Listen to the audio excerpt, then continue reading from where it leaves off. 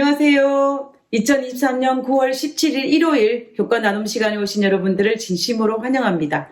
이번 한 주일도 주님 안에서 넘치는 은혜와 축복과 감사와 찬양이 넘치는 한 주일 되시기 바랍니다. 이번 여름은 유독 더운 여름이었습니다. 아마도 각 지역마다 최고의 더운 여름을 경험하였을 것이라고 생각합니다. 기온의 변화로 말미암아 우리가 상상하지 못했던 수많은 일들이 이번 여름에 일어났습니다. 그러나 그렇게 무더웠던 여름이었음에도 불구하고 고래의 막바지에 있는 우리는 지금 가을과 대면하고 있습니다. 아직도 하나님께서는 땅 내 모퉁이에서 내 천사를 통하여서 하나님의 종들의 이마에 인치기까지 하나님의 백성을 보호하고 계심을 우리는 인정하지 않을 수가 없습니다. 오늘도 하나님의 보호 아래에서 그리고 하나님의 은혜의 기간 아래에 하나님의 종들의 이마에 인치기는 그 시기에 우리가 하나님의 인을 받는 우리 모두가 되기를 간절히 바라면서 오늘 말씀을 살펴보도록 하겠습니다. 이번 주는 2023년도 제3기 에베소서 연구의 13번째 시간으로 화평을 이루려 하는 제목을 가지고 우리는 한 주일 동안 살펴보게 될 것입니다.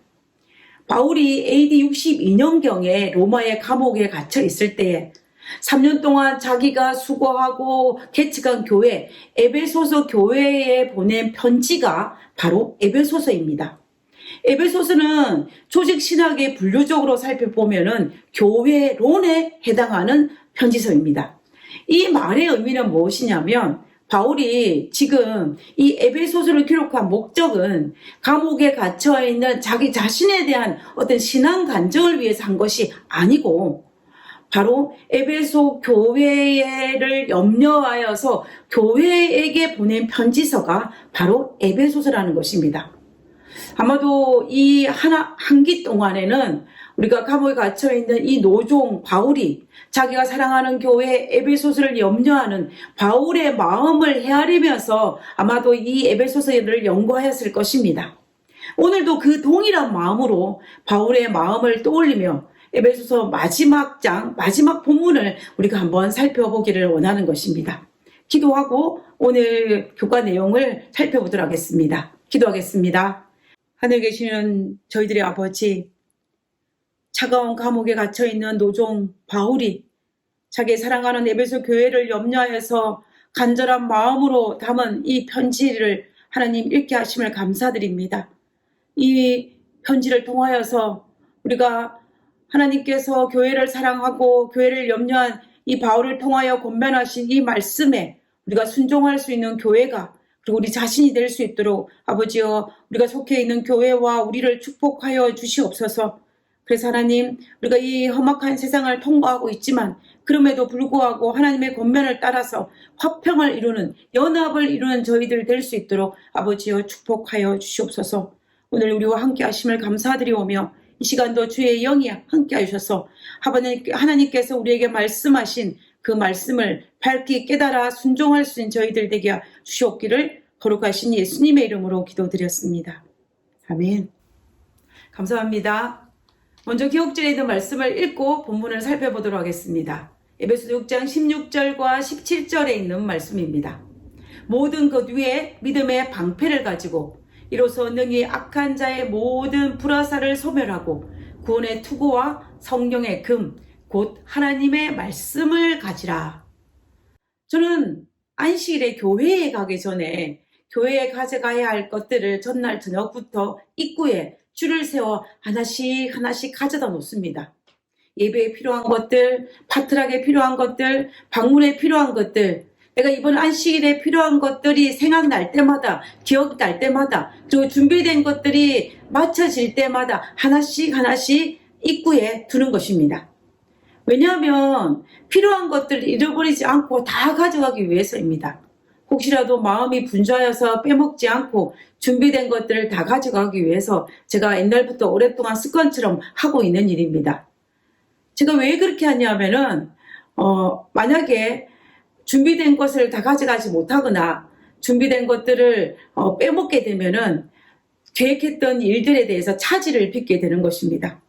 반면에 필요한 것들을 다 가져가게 되면은 안식일에 계획했던 일들을 평화롭게 잘 마칠 수가 있습니다. 이처럼 우리가 무엇인가를 하기 위해서는 준비물이 필요하고, 그리고 그 준비물을 잘 준비하고 잘 가져가서 활용하는 것이 필요합니다. 준비를 하지 않는 것도, 그리고 준비를 했음에도 불구하고 그것을 활용하지 않는 것다면 우리가 계획하고 목적했던 것들을 달성하지 못할 것입니다. 마찬가지로 오늘 교과에서는 무엇을 우리에게 가르쳐 주고 있냐면은, 오늘날 교회가 선하게 대쟁투라는 그 현장 속에서 교회의 본연의 역할을 잘 감당하기 위해서 우리는 무엇을 준비해야 하며, 그리고 우리가 그것을 활용하기 위해서 무엇을 해야 할지를 가르쳐 주고 있습니다. 바울은 지금 차가운 감옥에서 교회를 염려하고 있습니다.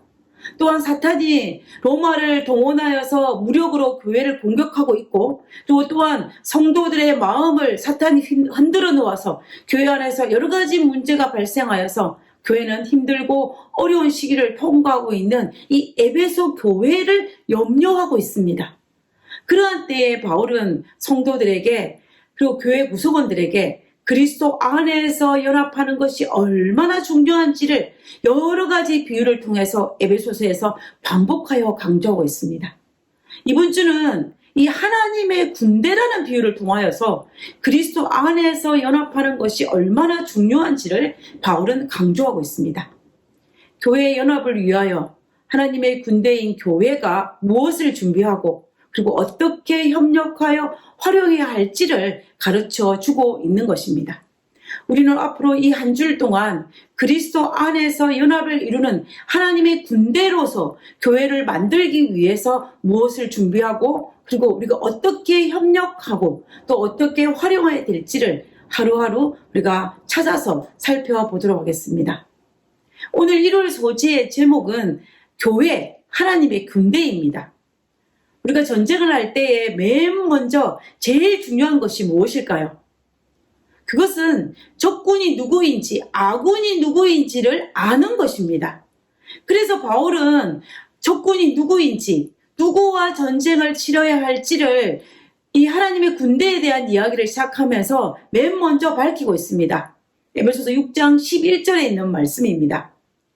우리의 씨름은 혈과 육에 대한 것이 아니요 정사와 권세와 이 어둠의 세상 주관자들과 하늘에 있는 악의 영들에게 대함이라. 이 전쟁은 로마 군대와 같은 혈과 육과 싸우는 전쟁이 아니라 정사와 권세와 어둠의 세상 주관자들, 하늘에 있는 악한 영들과 싸우는 전쟁이라고 말하고 있습니다. 결과적으로 바울은 우리가 싸워야 할 적군은 누구냐면 사탄이라고 말하고 있는 것입니다. 자, 그러면 아군은 누구일까요? 우리 아군이 누구인지 알아야 되지 않겠습니까? 아군은 에베소 6장 10절에서 밝히고 있습니다. 정말로 너희가 주 안에서와 그 힘의 능력으로 강건하여지고 마귀의 괴계를 능히 대적하기 위하여 하나님의 전신 갑주를 입으라. 아군이 누구입니까? 주의 능력으로 강건하여 하나님의 전신 갑주를 입은 자입니다. 단수가 아닙니다. 입은 자들입니다. 바울은 사탄과 싸우는 고독한 개인 그리스도인 한 사람을 바르고 있는 것이 아닙니다. 너가 아니라 복수, 너희입니다. 앞에서 말씀드린 것처럼 에베소서는 개인에게 보내는 개인 서신이 아니라 에베소서 교회에 보내는 서신입니다. 그래서 바울은 이 전쟁을 통하여서 이 본문 마지막에 마지막 성도를 위하여 기도하라고 요청하고 있습니다. 에베소 6장 18절에 보면 모든 기도와 간구로 하되 무시로 성령 안에서 기도하고 이를 위하여 깨어 구하기를 항상 힘쓰며, 누구를 위하여? 여러 성도를 위하여 구하고 라고 되어 있습니다.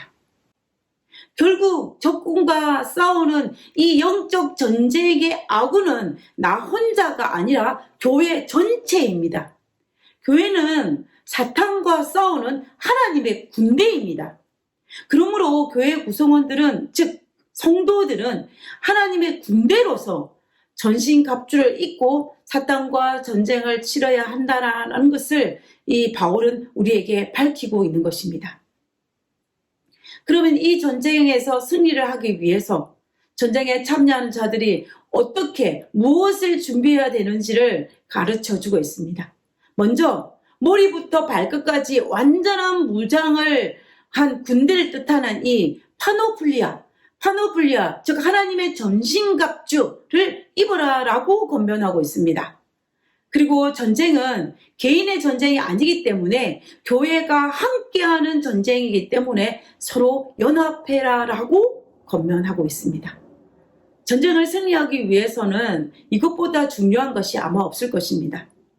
오늘날 교회가 선악의 대쟁투가 벌어지는 이 현장에서 사탄과의 전쟁에서 성장 부흥을 하기 위해서 필수적으로 필요한 것이 무엇이냐면 바로 연합입니다.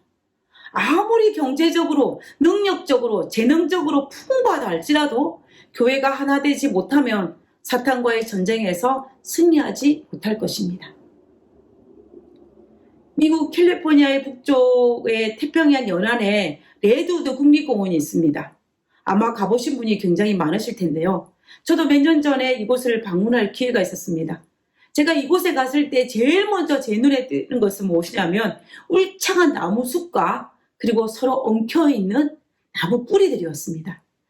이 레드우드에 가면은 아름드리 나무들이 빽빽하게 들어차서 거대한 숲을 이루고 있는 모습을 보면서 우리는 감탄하지 않을 수가 없는데요. 이곳에는 세계에서 제일 키가 큰 무려 115m가 되는 큰 나무가 있습니다. 그리고 또한 가장 오래된 나무가 있습니다. 제가 이곳에서 가장 인상 깊었던 모습은 뭐냐면 그 울창한 숲에 가장 키가 크고 가장 나이가 많은 이 나무가 있는 이곳에 그 레드우드 나무들의 뿌리의 모습이었습니다. 이 뿌리들이 서로 엉켜있는 모습을 우리가 육안의 눈으로 볼 수 있는 곳이 바로 이 레드우드 공원입니다. 이런 모습을 하는 이유가 있습니다. 그것은 레드우드 나무는 보통 키가 60에서 70m입니다. 그래 70m 자라서 높은 울창한 숲을 이루고 있는 것을 볼 수가 있는데요. 근데 그와 반면에 뿌리는 겨우 3에서 4m까지밖에 땅으로 박히지를 못합니다.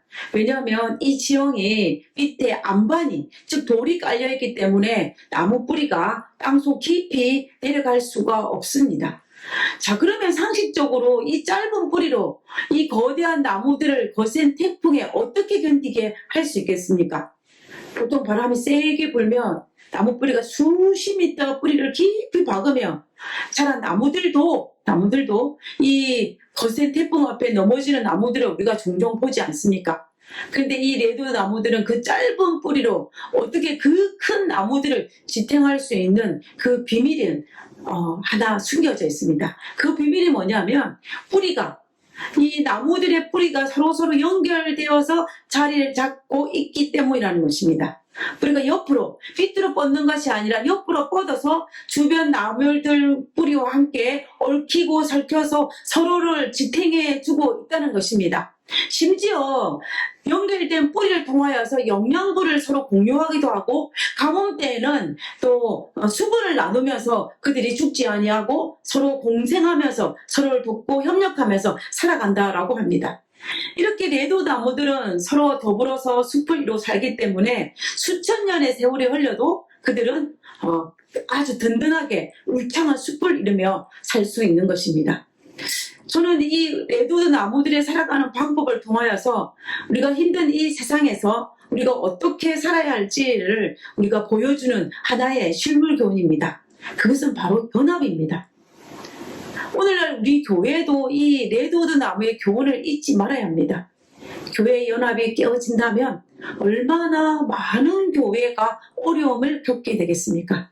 사탄은 교회가 연합하지 못하도록 그가 할 수 있는 모든 것들을 다 동원하여서 분열의 씨를 뿌려 연합하지 못하게 합니다. 시기와 질투, 비방, 그리고 의심, 사탄이 할 수 있는 모든 것들을 동원하여서 그의 구성원들의 마음이 하나 되지 못하고 분열되도록 충동하고 있다는 것을 우리는 볼지를 않습니까? 연합이 깨어지면 교회는 분열하게 되고 분열하게 되면 교회는 약화될 수밖에 없습니다. 바울이 이 위험을 너무나 잘 알고 있기 때문에 서로 연합하기 위해서 서로를 위해 기도하라고 요청하기를 반복하는 것입니다. 에베소 6장 18절 모든 기도와 간구로 하되 무시로 성령 안에서 기도하고 이를 위하여 깨어 구하기를 항상 힘쓰며 여러 성도를 위하여 구하고 서로서로 전신갑주 파노플리어라는 완전 무장을 할 수 있도록 서로서로 중보 기도해 주어야 한다라는 것입니다. 왜냐하면 이 사탄과의 전쟁에서 우리는 반드시 승리해야 하기 때문입니다. 아프리카 경원중에 이런 말이 있습니다. 빨리 가려면 혼자 가고 멀리 가려면 함께 가야 된다라는 말입니다. 혼자는 빨리 갈 수 있을지는 모르지만 멀리 가지는 못합니다. 그러나 함께라면 서로 연합하여 멀리 갈 수가 있습니다. 우리가 걸어가야 할 그 길, 마지막 시대의 마지막 주자의 그 길이 멀고 결코 만만하지 않은 길입니다. 이 험난한 길을 무사히 통과하기 위해서 예수님께서 이 땅에 재림하시기 전까지 우리에게 맡겨진 사명을 잘 감당하기 위해서 이 교회가 그 모든 것들을 잘 감당하기 위해서는 결코 혼자의 힘으로 할 수 없고 함께 해야만 할 수 있는 일입니다. 그래서 바울은 연합을 그토록 강조하고 있는 것입니다. 179페이지에는 영감의 교훈을 한번 읽어보도록 하겠습니다. 그리스도인의 연합의 능력. 그리스도와 연합하는 것은 성도 상호간에 연합하는 접착제를 만드는 것이다. 성도들이 이와 같이 하나 된 모습은 그리스도의 위엄과 덕, 그리고 죄를 지고 가시는 그분의 능력을 세상에 보여주는 가장 설득력 있는 증거이다. 그분의 능력, 하나님의 능력을 세상에 보여주는 가장 설득력 있는 증거인 교회가 연합하여 하나 된 모습을 통하여서 하나님의 사랑을 전하는 아름다운 교회가 우리 교회가 되었으면 좋겠습니다. 그리고 오늘 나 자신이 그 놀라운 사역을 하는데 한 모퉁이 돌이 되었으면 좋겠습니다. 우리 모두 사탄과의 싸움에서 승리하기 위해서 교회가 연합하는 그 놀라운 일들이 우리가 속한 모든 교회에서 일어나기를 간절히 바라면서 오늘 교과를 기도하고 마치고자 합니다. 기도하겠습니다. 믿음을 나누는 형제 자매들을 주셔서 감사합니다. 개인적인 차이는 있지만 같은 주님을 섬기는 연합된 주의 군대로서 능력 있게 봉사하고 협력할 수 있게 하여 주옵소서. 함께 승리와 기쁨을 나누도록 교회의 은총을 베풀어 주시옵소서.